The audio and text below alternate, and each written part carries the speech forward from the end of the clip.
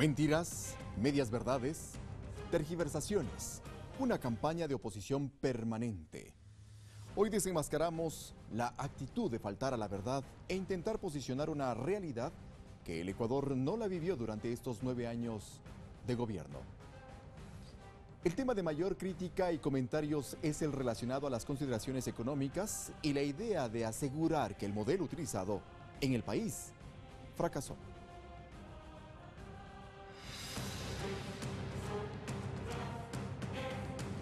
Este modelo subsistirá mientras el precio del barril de petróleo esté sobre los $100.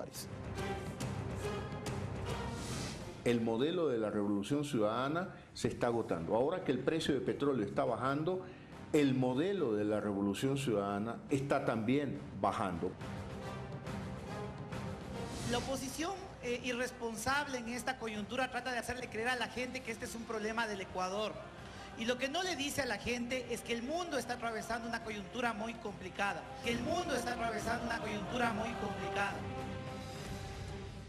Pero en realidad es así.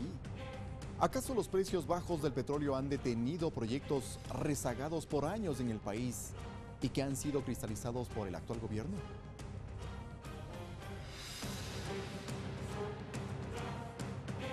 Pese al año 2015, durísimo, nos cansamos de inaugurar obras todos los días. Yo les dije, no vamos a empezar ninguna obra adicional, redujimos más de 3.000 millones el presupuesto de inversión, pero con las obras que tenemos que terminar más que nos alcanzaba para una obra cada día. Los de siempre le llaman esto crisis, para así quitarnos la alegría, pero si es una crisis, qué bueno que sean las crisis de la revolución ciudadana así, porque antes la crisis era que nos robaban nuestros depósitos, o ya se olvidaron. Por su parte, el banquero Guillermo Lasso, el multimillonario Álvaro Noboa y otros actores políticos de oposición intentaron posicionar la idea de que el gobierno incrementó y creó más impuestos y que su oposición era en defensa de la ciudadanía.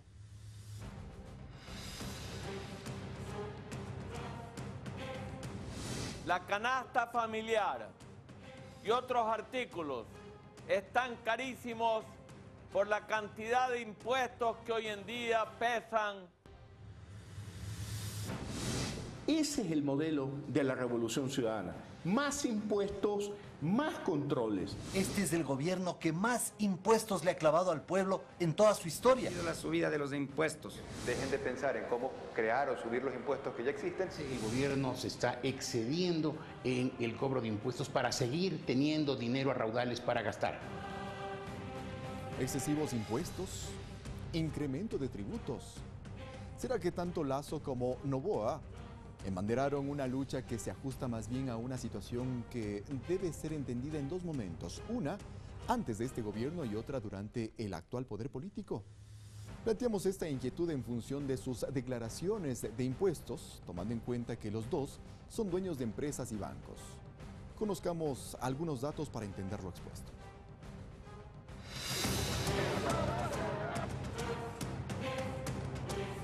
Empecemos por el banquero Guillermo Lasso, principal accionista del Banco Guayaquil, entre los años 2003 y 2005 en el gobierno de Lucio Gutiérrez, del cual Lasso fue su asesor y embajador itinerante, tributó $84.000, mientras que el año 2006 en el gobierno de Alfredo Palacio pagó al fisco $28.000. Lo paradójico del caso es que con las nuevas reglas de juego y una correcta política fiscal implementadas por el gobierno actual, el banquero comenzó a tributar más.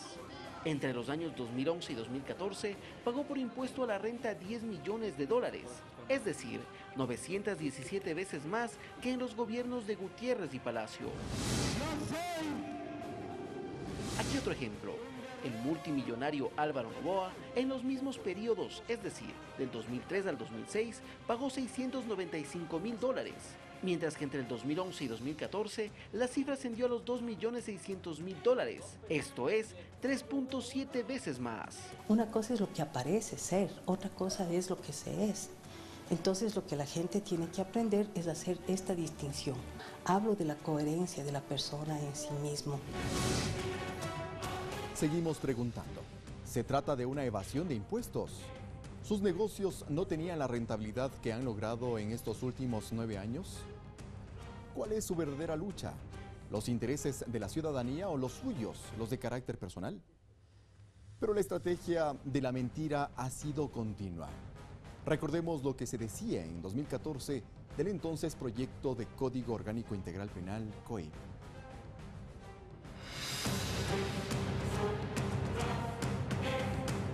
Del peor código penal del mundo en materia de responsabilidad profesional, no diferencia que la medicina es una actividad de medios que ofrece hacer bien los procedimientos. No podemos ofrecer salvarle la vida a nadie, sino cumplir con todos los medios, con todos los procedimientos adecuados.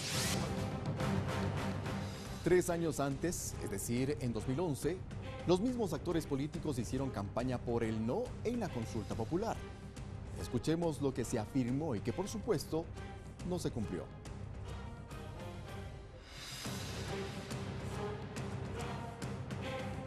Justamente a la gente más pobre le estamos diciendo que tienen que votar no para que no suban más los precios. Y se lo puedo dar firmado. Habrán aumentado los asaltos, habrán aumentado las violaciones. Esta pregunta, si le decimos que sí, pues podría ser utilizada no solamente como una herramienta política, sino también como una herramienta de venganza. Antes de la consulta popular del 7 de mayo de 2011, declaraciones sin fundamento como estas se intentaba posicionar. El objetivo, que no se aprueben las 10 propuestas planteadas.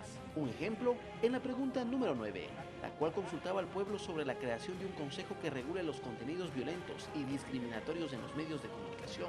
Van a construir una guillotina que va a estar lista a caer sobre la cabeza de comunicadores y medios de comunicación. El Consejo de Regulación lo que quiere hacer es buscar una causal para decir en tal noticiero de tal hora, tal cosa hizo en el contenido y está cerrado el medio de comunicación. Un consejo regulador de la tele y radiodifusión es algo muy común, existe en muchos países. Entonces, sí, por supuesto que el consejo es algo positivo. Sin embargo, la mentira más evidente fue para la interrogante número 6, la cual tipificaba el enriquecimiento privado no justificado, un tema que según la oposición iba a generar esto. Una pregunta busca, como en toda dictadura, meterse en nuestros hogares para averiguar qué tenemos. Y van a quitar esas propiedades. Esto es un ataque a la propiedad privada. Esto es poner una interrogante muy fuerte a la inversión privada. Y en verdad pasó todo esto. Funcionarios de gobierno han ingresado desde 2011 a sus hogares para investigar de dónde provienen sus recursos económicos. Lo que es más grave aún, ¿les han quitado algún bien?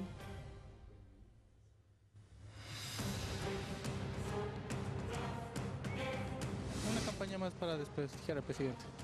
Pero nunca se dijo que ha quitado los cargos a la gente para dar a quienes quieren. Nunca nada se ha visto eso, realmente. No he visto, por lo menos no he visto yo en noticias nada de ese tipo de cosas. Bueno, a mí no me consta, no creo que no se dio eso.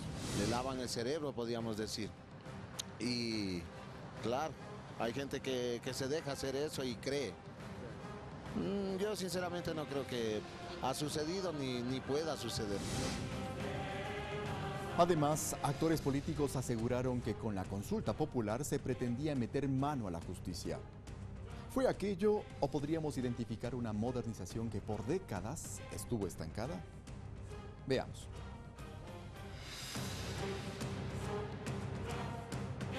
Pero le van a meter mano a la justicia y eso no me gusta.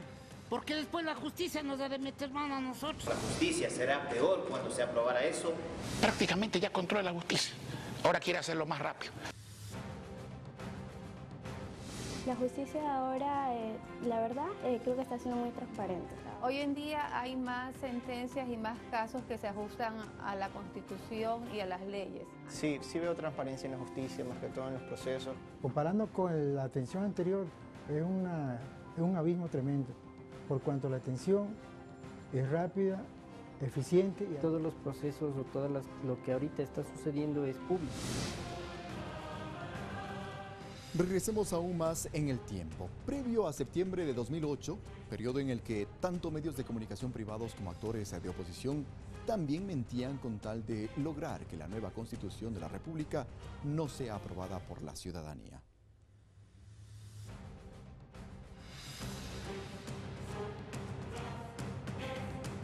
Algo Algunos representantes de la Iglesia Católica aseguraban que con la nueva Constitución se legalizaría el aborto. Uno de ellos fue Monseñor Antonio Arregui, vinculado a la derecha guayaquileña. El proyecto constitucional deja la puerta abierta a la supresión de la nueva criatura en el seno de la madre. Fue una mentira, ¿por cómo se va a permitir esas cosas? Imagínense cómo se va a permitir el aborto. Actúan de acuerdo a sus conveniencias, quizá por la época en la que se está pasando. Además, ciertos políticos aseguraron que el matrimonio entre personas del mismo sexo sería aprobado. Se está constitucionalizando la homosexualidad. No está legalizado. No está legalizado. Otra falacia fue que con la aprobación de la nueva Constitución se iba a afectar la propiedad privada. Todos estos artículos están concebidos al final del día para que haya expropiación en el Ecuador. Ellos no creen en la propiedad privada. No faltaron quienes aseguraron que la nueva Carta Magna era el paso necesario para salir del sistema de dolarización. Vamos a entrar en un plazo relativamente corto a una convertibilidad como un primer paso para desdolarizar. Los spots de campaña no fueron excepción y ahí se aseguró que el uso de drogas sería considerado un derecho. O sea, que nadie podrá ser castigado por drogarse. Vota no. No existe legalización, hay penas. Si hay penas, no hay legalización. Antidrogas, absolutamente. A pesar de todo esto, la Constitución fue aprobada con cerca del 64% de respaldo tras las votaciones del 28 de septiembre de 2008. El alcalde de Guayaquil, Jaime Nebot, también en 2008 realizó campaña en contra de la aprobación de la nueva Constitución. Esto decía el burgomaestre porteño.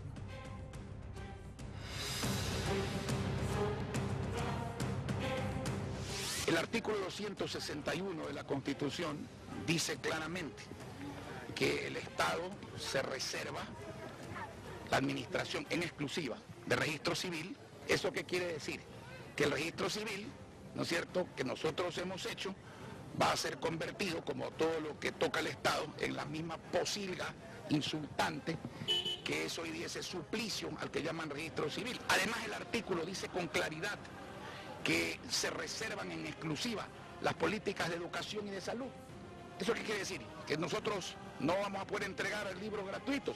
¿Quién es el que miente? ¿Quién es el que miente? ¿Quién es el que miente? Después de más de 7 años de la aprobación de la Carta Magna, la Corporación Registro Civil, administrada por el municipio, sigue elaborando normalmente. Y sobre todo, el Cabildo sigue entregando textos escolares. Jaime Nebot, ¿mintió? Regresando a la actualidad, un hecho muy reciente fue lo que se dijo con respecto al proyecto de enmiendas aprobado en diciembre pasado por el Legislativo. Políticos de oposición, sindicalistas y hasta periodistas se refirieron al alcance que tendrían las enmiendas, especialmente la que permitiría la postulación a la reelección de autoridades elegidas por votación popular, asegurando que a través de esta, el único beneficiado sería el actual jefe de Estado.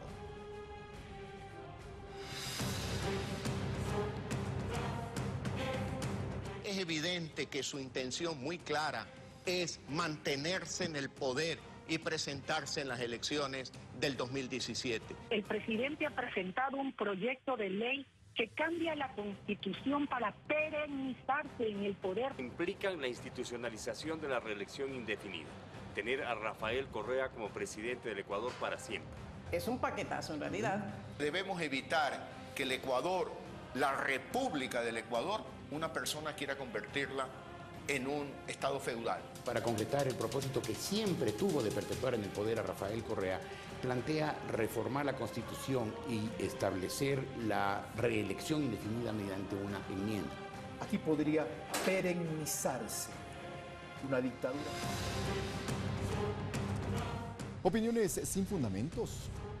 ¿Será que desde un inicio buscaron confundir al país?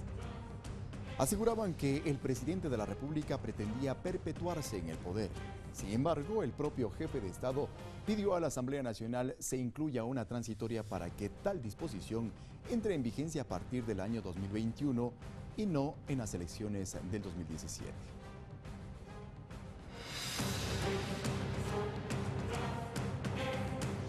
Si usted hace la enmienda estableciendo reelección indefinida y le agrega la transitoria indicando que esa norma no va a regir para la siguiente elección, no está empeorando la situación de los actuales personeros. Es decir, esa modificación sí la puede hacer sin dictamen de la Corte, formalmente es posible.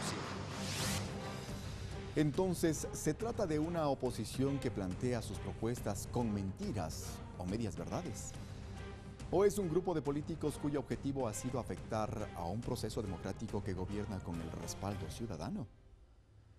Amigas y amigos, las conclusiones como siempre están en sus manos. Así finalizamos Desenmascarando, un espacio que busca revelar lo que está detrás de lo que se dice y de lo que se hace. Hasta la próxima semana.